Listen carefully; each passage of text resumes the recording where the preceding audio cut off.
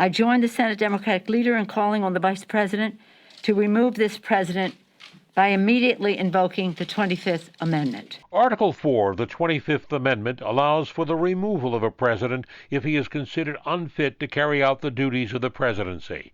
White House sources have characterized the president's behavior recently as erratic and unstable. Calling the president's actions intolerable, Senate Majority Leader Chuck Schumer wants to see him immediately tossed out of the White House. I believe the president is dangerous and should not hold office one day longer. He may have only 13 days left as president, but yesterday demonstrated that each and every one of those days is a threat to democracy so long as he is in power.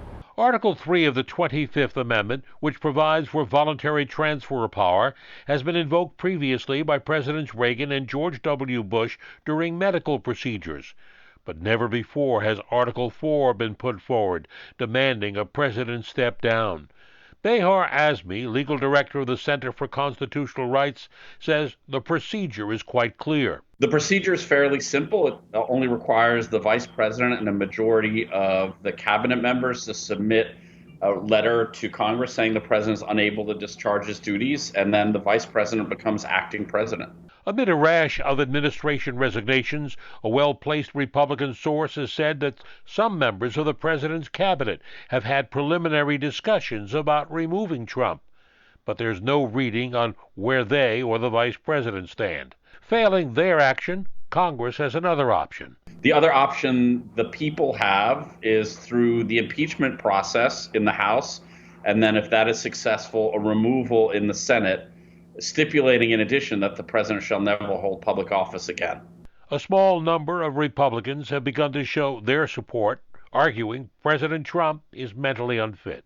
All indications are that the president has become unmoored, not just from his duty, nor even his oath, but from reality itself. I think there's no question that America would be better off if the president would resign or be removed from office. As for the chances for impeachment, I believe it is likely that there would be an impeachment in the House. I think the harder question is a trial and conviction in the Senate with only 13 days left. Now, Nancy Pelosi says she could begin impeachment proceedings as early as Monday. And as we noted earlier, the Wall Street Journal tonight, in an editorial, is calling for President Trump's resignation, saying his actions are impeachable, and also noting that this week has finished his career as a serious political figure. I'm Marvin Scott, Pix 11 News.